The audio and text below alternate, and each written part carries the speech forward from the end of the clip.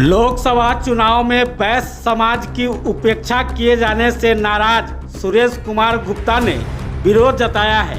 Media से बात करते हुए सुरेश गुप्ता ने बताया कि पूरे बिहार में बैस समाज के लोग जदयू और भाजपा को वोट करते आए हैं, लेकिन इसके बावजूद बैस समाज को लोकसभा चुनाव से दरकिनार कर दिया गया। एक भी सीट पर कानू समाज के लोग को उम्मीदवार नहीं बनाया गया। इससे पूरे बैस समाज में नाराजगी है। हम उनकी नाराजगी को दूर करते हुए शिवहर से अपना नामांकन करेंगे और जिस दिन लवली आनंद नामांकन करेगी उसी दिन मेरा भी नामांकन होगा। जीत या हार की परवाह नहीं है। अपने समाज में जागरूकता फैलाने के उद्देश्य से मैं चुनाव लड़ूंगा। इसके पहले भी मैं 2019 लोकसभा चुनाव वैशाली और 2020 में मुजफ्फरपुर से विधानसभा चुनाव लड़ चुका हूं। एक दिन आएगा जब मेरा भी फूल खिलेगा और हमारे समाज में भी जागरूकता आएगी। उस दिन मैं अपने विरोधियों को जवाब दूंगा। कहा जा रहा है कि 2019 में आपने वैशाली से भी चुनाव लड़ने का काम किया और 20 में मुजफ्फरपुर से भी लड़ने का काम किया, तो फिर क्या लगता है कि ऐसे राजनीतिक उठाव चढ़ाव में फिर आपको नहीं चाहना किसी नेता को क्या कारण हो सकता है?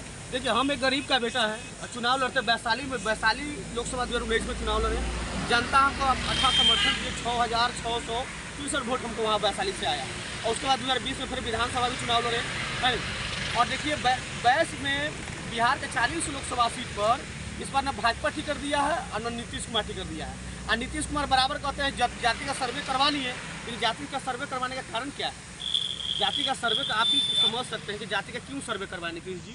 जब भी देखिए, आप टिकट जिसको कटना चाहिए तो उसका टिकट नहीं कटा और एक भी समाज को जो हम कानून जाति से आते हैं एक भी टिकट नहीं मिला। क्योंकि हम लोग भी युवा है, नीतीश कुमार की भावना को समझते हैं। नीतीश कुमार को हम लोग भविष्य में जवाब देंगे।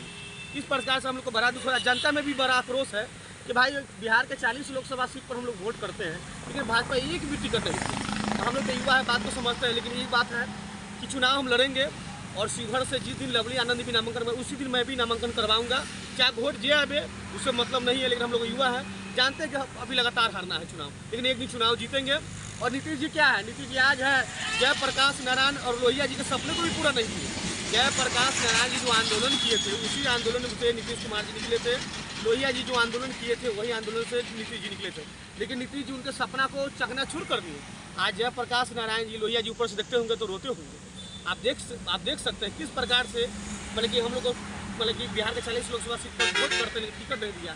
और दुर्भाग्य की बात है, देखिए कि टिकट भी काट दिया गया। सीतामढ़ी से टिकट काट दिया, शिवहर से टिकट काट दिया। जब टिकट कटना चाहिए, लवली आनंद का टिकट कटना चाहिए, गिरिराज सिंह का टिकट कटना चाहिए, आपका राजीव प्रताप रूडी का उन लोग का टिकट नहीं कटा। टिकट राजा मोहन सिंह का भी कटना चाहिए था, लेकिन उन लोग का टिकट नहीं कटा। हम लोग जो वोट जो सब बिहार के 40 लोकसभा से एक भी सांसद नहीं। जिस जाति से मैं आता हूँ, कानू जाति से आता हूँ, बिहार जिस समय आप सोच सकते हैं कि जिस समय लोकतंत्र की स्थापना हुआ और देश आज़ादी के बाद से आज तक भी एक सांसद मेरा पार्लियामेंट में नहीं पहुंचा। और आज भी एक दीपक जलाने के लिए मेरा समाज जो है इच्छुक है कि मेरा समाज लोग पार्लियामेंट में पहुंचे और दीपक जलाए। अभी आप आते हैं, आपके समुदाय को तो देखा जाता है कि बीजेपी को पूर्ण रूप से लोग समर्थन करते हैं, फिर भी टिकट नहीं देना क्या कारण हो सकता है? कारण देखिए, हमारा जिस समाज से हम आते हैं ना, उस मेरा समाज जो है पॉलिटिकल ज्ञान उसके पास अभी नहीं है। उसको जिस दिन में पॉलिटिकल ज्ञान होगा उस दिन में उस समय में उसको उखाड़ फेंकेगा। तो पॉलिटिकल ज्ञान का कमी है और हम चुनाव लड़ रहे हैं इसलिए कि हमारे समाज के अंदर जागृति आवे और जागृति एक दिन आएगा, बदलाव भी आएगा। आप देख सकते हैं कि अटल बिहारी वाजपेयी जिस समय शुरुआत किए थे जनसंख्या, श्यामा प्रसाद मुखर्जी उस समय, अटल जी जब शुरुआत किए थे उस समय देखिएगा, लेकिन भाजपा को देखिए पूरा देश में कमल खिला हुआ है। तो उस समय हम भी इसलिए प्रयास कर रहे हैं कि एक दिन फूल खिलेगा, हमारा भी फूल खिलेगा।